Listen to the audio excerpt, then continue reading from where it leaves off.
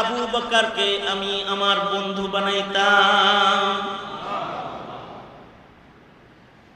তার মানে হলো মানুষের ভিতরে নবীজির আবু বকরেরই পছন্দ বন্ধু হিসেবে। আবু বকর এত দামি কেন? দামি আবু বকরের সোহবত বেশি, আবু বকরের ইলম বেশি, আবু বকরের আকল বেশি, আবু বকরের আমলের ওজন বেশি, ইখলাস বেশি, আবু বকরের সব ভালো। এ কারণে আবু বকর ভালো, আবু বকরের সোহবত বেশি, নবীজির সান্নিধ্য সবচেয়ে বেশি উঠাইছেন হযরত আবু বকর।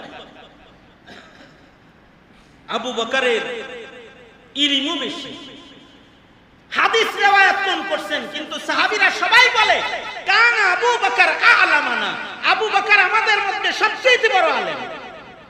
সব সাহাবীরা একমত, আলেমও বলে। আবু বকরের আকলও বেশি। কিছু মানুষের ইলম থাকে কিন্তু আকল থাকে না।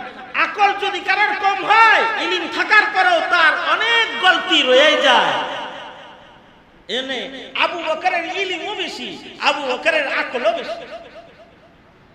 আব্দুল্লাহ ইবনে মাসউদ রাদিয়াল্লাহু আনহু বলেন, এই পৃথিবীতে সবচেয়ে বড় আকলমন্দ হলো নবীগণ।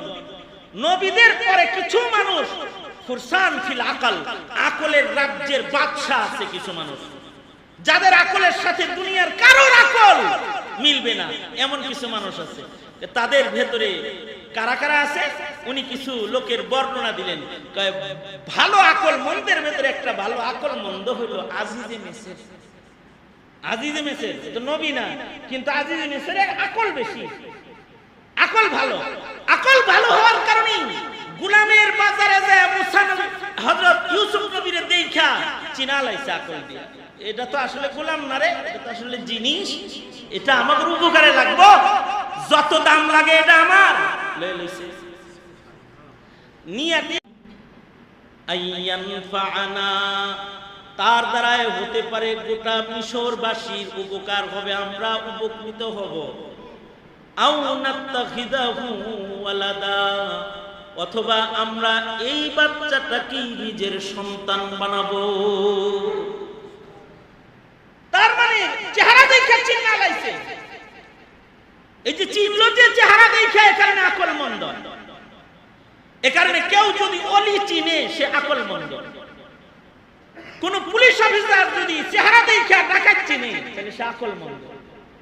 চেহারা দেখে যদি সে হিরোইন চিনে তাহলে সে আকল মন্দ।